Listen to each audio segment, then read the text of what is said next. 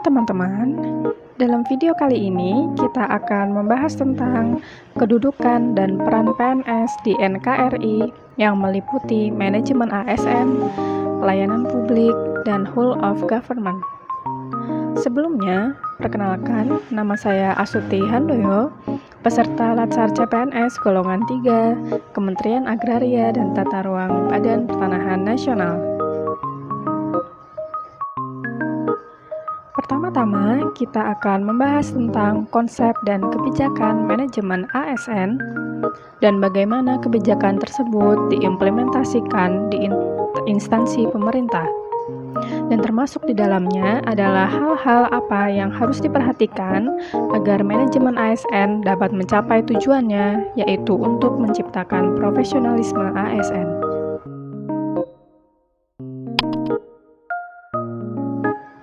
Pegawai ASN terdiri dari pegawai negeri sipil dan pegawai pemerintah dengan perjanjian kerja atau P3K. Yang keduanya diangkat oleh pejabat pembina kepegawaian dan diserahi tugas dalam suatu jabatan pemerintahan tertentu.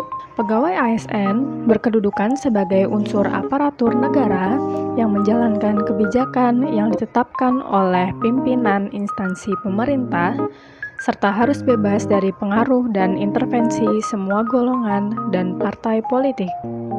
ASN berkedudukan di pusat, daerah, maupun luar negeri. Namun demikian, pegawai ASN merupakan suatu kesatuan.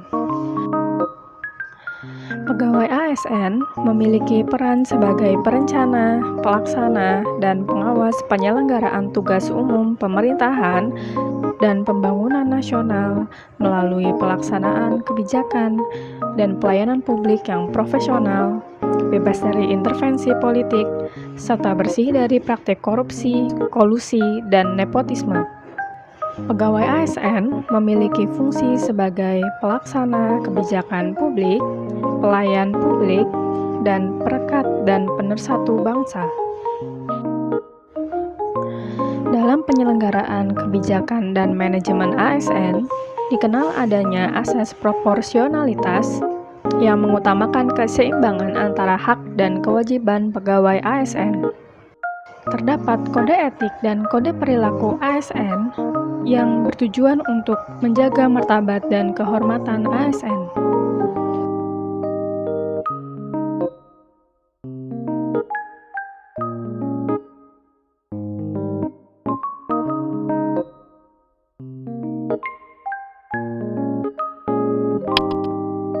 Konsep sistem merit adalah konsepsi dalam manajemen SDM yang menggambarkan diterapkannya objektivitas dalam keseluruhan semua proses pengelolaan ASN.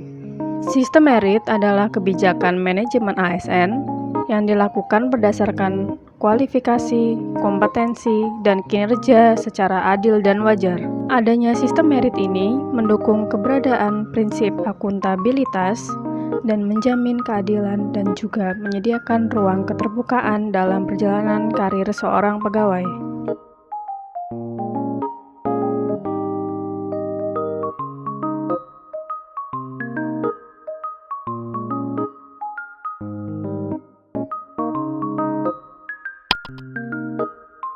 Ruang lingkup mekanisme pengelolaan ASN terdiri dari proses penyusunan dan penetapan kebutuhan, pengadaan, pangkat dan jabatan, pengembangan karir, pola karir, promosi, mutasi, penilaian kerja, penggajian dan tunjangan, penghargaan, disiplin, pemberhentian, jaminan pensiun hari tua, serta pelindungan.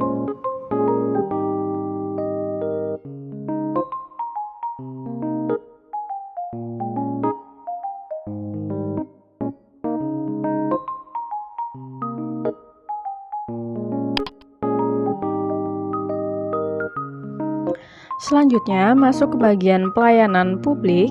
Pelayanan publik adalah segala kegiatan pelayanan dalam bentuk barang atau jasa dalam rangka memenuhi kebutuhan masyarakat. Prinsip pelayanan publik adalah kesederhanaan, kejelasan, kepastian waktu, akurasi, keamanan, tanggung jawab, kelengkapan sarana dan prasarana, kemudahan akses, kedisiplinan, kesopanan dan keramahan, serta kenyamanan.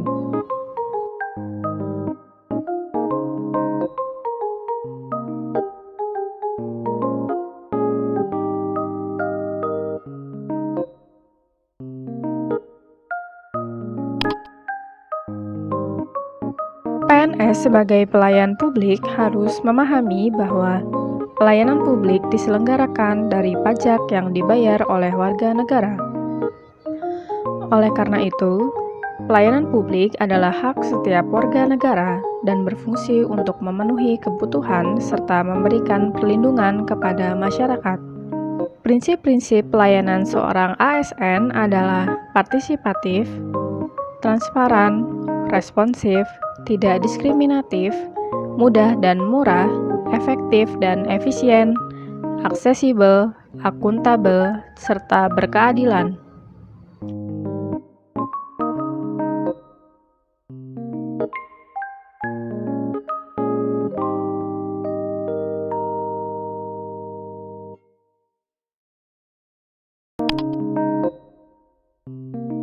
Selanjutnya, etiket adalah aturan sopan santun dan tata cara pergaulan yang baik antar sesama manusia.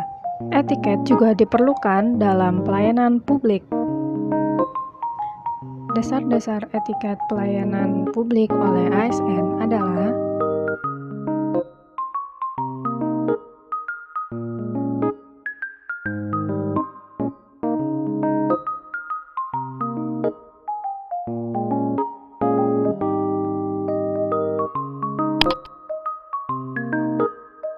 Whole of government adalah sebuah pendekatan penyelenggaraan pemerintahan yang menyatukan upaya-upaya kolaboratif pemerintahan dari keseluruhan sektor dalam ruang lingkup koordinasi yang lebih luas guna mencapai tujuan-tujuan pembangunan.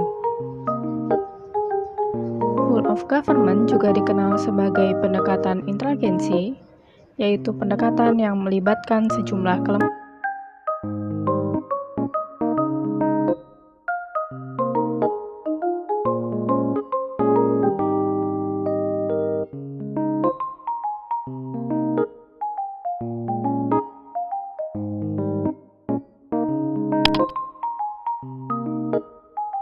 Penerapan whole of government dalam layanan publik dapat dilakukan dengan cara penguatan koordinasi antar lembaga, membentuk lembaga koordinasi khusus, membentuk gugus tugas, dan koalisi sosial.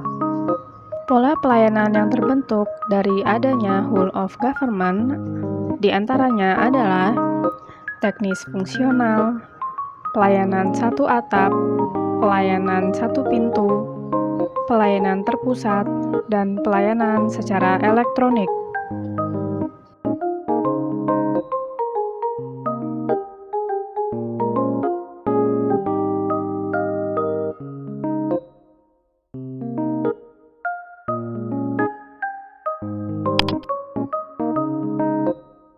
Beberapa negara telah memiliki pengalaman dalam penerapan pendekatan whole of government yang berhasil dengan cukup baik. Contoh best practices dari praktek whole of government diantaranya adalah